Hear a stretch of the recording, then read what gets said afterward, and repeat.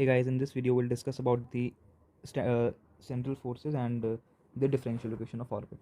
Okay, so central force between two particles is one which is directed along the line joining the two particles and whose magnitude is a function of the distance r between them. Okay, so this is the standard notation of central force. The magnitude of central force is a function of r only. That is the property of central force. There cannot be any theta or any other dependence. ठीक है, तो जो central force होगा वो हमेशा एक fix point के through ही पास करेगा, चाहे वो यहाँ पर आ जाए फिर भी वो एक फिक्स पॉइंट के थ्रू ही पास करेगा एंड वो सिर्फ और सिर्फ आर पे ही डिपेंड करेगा. ठीक है, where R is the position vector of the particle. ठीक है, so now let's discuss the angular momentum conservation in central force. तो मैंने ऑलरेडी इस पर एक वीडियो बनाई हुई है कि रिड्यूस मास सिस्टम पे, तो आप जाके उसको देख सकते हैं. ठीक है, तो लेट अस सपोज ये मास म्यू है, रिड्यूस मास जो मूव कर रहा है under the action of central force. तो जिस पे फोर्स लगेगा वो हमेशा एक फिक्स पॉइंट के थ्रू ही पास करेगा. ठीक है, and this will be R vector and its cross product will r cross f will give you torque, and torque will be 0 because sin of 180 will be 0, and from here we'll get dl by dt is equals to 0. It means L is a constant vector where L is angular momentum of particle of mass mu. Okay, so now let's write the force acting on this reduced mass. It will be mu times acceleration of this reduced mass.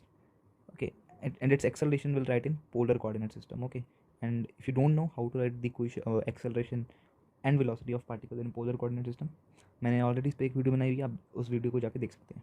ठीक है, so F will be equals to mu times D two R by D T two. There'll be two components of acceleration, one is radial and one is transverse. Okay, so radial will be R double dot minus R theta dot square. Transverse component of acceleration will be two R theta dot plus R theta double dot. So जो net force होगा that will be a mu times A R R cap plus mu times A theta theta cap. Okay, ये वाला term जो है वो zero होगा. ठीक है, वो दिख रहा है आपको. And from where will get will write the expression of A theta as R dot theta dot plus R theta double dot.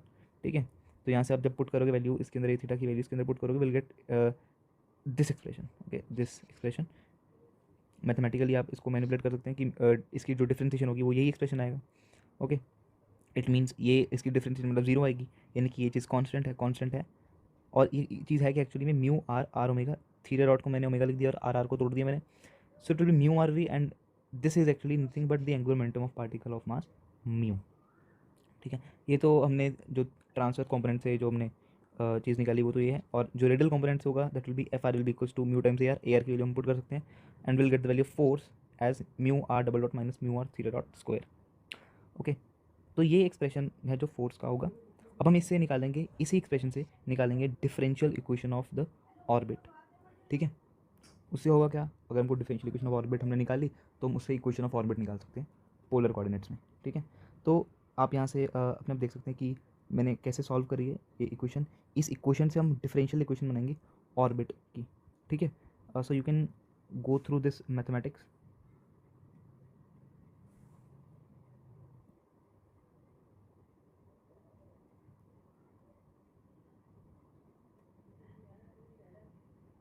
So I hope आपने देखा होगा वो कैसे सॉल्व करिए इक्वेशन. और हमारे पास ये इक्वेशन आ जाएगी differential equation of for the orbit of particle of mass mu moving under a central force. ठीक है, और जो म्यू होगा, म्यू एक्चुअली रिड्यूस मास है और म्यू को हम ऐसे लिख सकते हैं m1 m2 by m1 plus m2. ठीक है, ये m1 है. अगर हमारा कोई मास बहुत छोटा है, यानी कि सपोज m2 बहुत बहुत छोटा है m1 से. ठीक है, तो m2 को मैं नीचे से निगलेक्ट कर दूंगा तो m1 बचेगा और m1 से कट जाएगा, यानी कि हमारे पास m2 ही बचेगा. ठीक है, so in that case we can write mu as m2. ठीक है, सो अब इस इक्वेशन का मैजिक क्या अभी आपको दिखेगा कि अगर हमको z पता है, z आपने देखा होगा कि z क्या है, actually z is nothing but z is equals to 1/r. ठीक है, तो हम जैसे इस इक्वेशन को सॉल्व करेंगे हमारे पास फोर्स निकल जाएगा कि फोर्स कैसे वेरी कर रहा है r के साथ, या हम इसे इक्वेशन ऑफ ऑर्बिट निकाल सकते हैं अगर हमको f पता है. ठीक है, तो पहले हम जो पहले हम केसेस लेंगे कि हमको ये पता है कि हमको f निकालना है कि f कैसे वेरी कर रहा है r के साथ, हमको r पता है कैसे वेरी कर रहा है. ठीक है, तो हम पहले केसेस पढ़ेंगे. जो सेकंड पार्ट होगा इस वीडियो का, जो मैं मेरे को जब टाइम मिलेगा मैं तब डालूंगा, उसमें हमको फोर्स पता होगा, हम इक्वेशन निकालेंगे इसकी ऑर्बिट की कि मतलब पार्टिकल कैसे मूव कर रहा है. ठीक है, जैसे कि हम इसे ही निकालेंगे कि जो अर्थ एलिप्टिकल मोशन में मूव कर रही है ना, इसी से निकालेंगे उसमें, क्योंकि हमको एफ पता होगा कैसे वेरी कर रहा है ना. एफ की वैल्यू पुट करेंगे तो उससे हम उसका जो ट्रेजेक्टरी निकाल सकते हैं कैसे होगी, ठीक है। खैर वो दूसरा पार्ट होगा तब उसमें करेंगे डिस्कस। पहले हम जो फर्स्ट पार्ट है जिसमें ये डिस्कस करूँगा मैं कि हमको फोर्स का एक्सप्रेशन निकालना है, ठीक है। तो पहला क्वेश्चन ले लेते हैं। So the equation of orbit of particle of mass mu moving under the action of a central force directed toward the centre is r is equal to 1/2 theta. तो हमको इक्वेशन ऑफ ऑर्बिट दी हुई है already, so we are quite to find the force law. हमको equation of orbit दी हुई है, हम r is equals to 1/r is equals to z substitute करते हैं, तो यहाँ से हम जेड निकाल सकते हैं, z will be equals to 2 theta. इसका डबल डेरिवेटिव 0 होगा, जेड की वैल्यू हमको पता है विल बी 2 थीटा, तो इसमें हम पुट करेंगे dz2 by d theta 2 will be 0। Z की वैल्यू पुट करेंगे हम इसमें, और from a will get the value of f, ठीक है। From will get the value of f as this, f is equal to minus l square by m r cube. L आपको पता है angular momentum है particle का, m mass of the particle है, r है distance, ठीक है। कि F is equal inversely proportional to r cube minus इधर रिप्रेजेंट कर रहा है कि जो फोर्स है वो अट्रैक्टिव इन नेचर है, ठीक है। तो आइए एक और क्वेश्चन देखते हैं। So under the influence of central force the particle is moving in circular orbit such that the circle during it passes through the centre of force, find the law of force. तो ये question आपने देखा होगा कि Nitin sir ने अपने channel पर डाला था 3 हफ्ते पहले, ऐसा ही क्वेश्चन, सेम क्वेश्चन है, मैंने वही लिया है ना, बस मैंने आर की जगह ए ले लिया रेडियस को ना।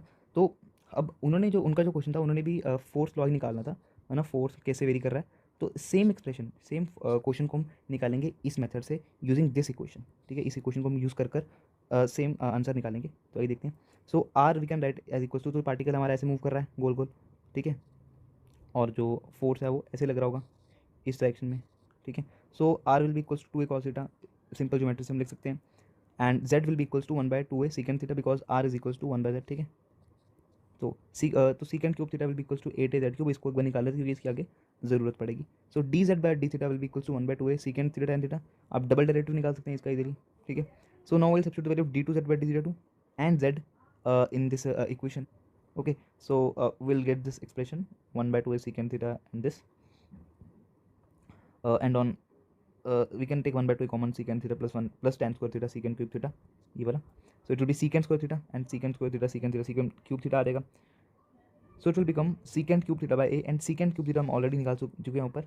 Okay, z cube 8a cube, it will be equals to f of f as a function of z times m by l square z square। यहाँ पे आपको पता होगा कि m क्यों सब्स्टिट्यूट करा हमने, क्योंकि हम जो दूसरा मास है उसको बहुत बड़ा मान रहे हैं और एक मास बहुत छोटा मान रहे हैं, ठीक है। तो यहाँ से 8a square l square by r raised to the power 5 m is equals to f as a function of r हमने निकाल दिया। तो यहाँ से आप देख रहे हो कि आपने f निकाल लिया कि फोर्स कैसे वेरी कर रहा है r के साथ। तो जो सर का क्वेश्चन था उसमें बस हमको l की वैल्यू पुट करनी थी, एम वी नॉट इंटू 2 है, ठीक है। जैसे आप पुट करेंगे you will get your answer -32 a raised पर 4 m v naught square by r raised पर 5, और उसमें शायद ये पावर्स को ऐड करके कुछ आंसर देना था, है ना, तो आप कर सकते हैं। तो आप देख सकते हैं कि जो इस इक्वेशन की ब्यूटी कितनी है कि आप यहाँ से आपको फोर्स निकालना था। अगर आपको इक्वेशन ऑफ ऑर्बिट पता है तो आप फोर्स निकाल सकते हैं कि फोर्स किस तरह से वेरी कर रहा है आर के साथ। अगर आपको फोर्स ही पता हो कि फोर्स आर के साथ कैसे वेरी कर रहा है तो आप उससे इक्वेशन ऑफ ऑर्बिट भी निकाल सकते हैं।